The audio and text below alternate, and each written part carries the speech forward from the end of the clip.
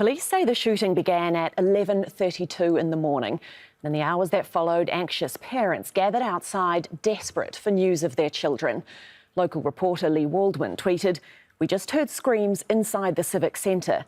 Yet another family hearing the worst news possible." Her colleague Dylan Collier shared a picture of one of the victims, 10-year-old Xavier Lopez. Those scenes are reminiscent of the Sandy Hook shooting in Connecticut 10 years ago. A gunman shot dead 20 children aged 6 and 7 and 6 adult staff. Barack Obama described that shooting as one of the darkest days of his presidency. Back then, he called for change. Can we truly say, as a nation, that we're meeting our obligations? Can we honestly say that we're doing enough to keep our children, all of them, safe from harm? Since then, efforts to change gun policies in any significant way have repeatedly failed.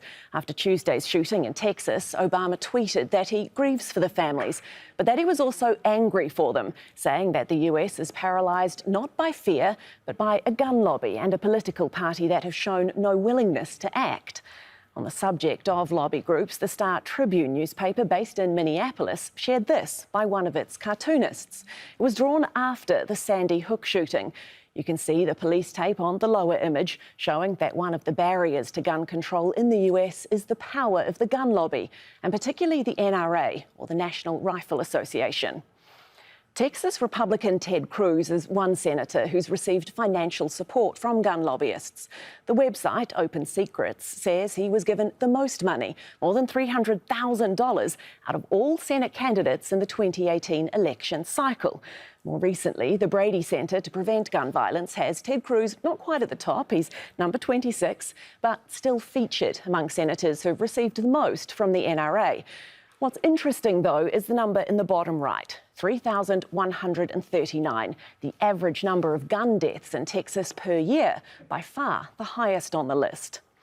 After the shooting, Cruz tweeted that he and his wife were lifting up in prayer the children and families involved. He also dismissed any suggestion there's a need for stricter gun laws. You know, inevitably, when there's a murder of this kind, you see politicians try to politicize it. You see Democrats and a lot of folks in the media whose immediate solution is to try to restrict the constitutional rights of law-abiding citizens. That doesn't work. It's not effective. Online, there are lots of opinions from both sides of the gun control debate about money, politics and freedom. But journalist Philip DeFranco also wrapped up one of the other common themes, helplessness. He tweeted, "The uniquely American feeling of seeing news about a mass shooting of kids and knowing literally nothing is going to change to stop it from happening again is the one I hate the most."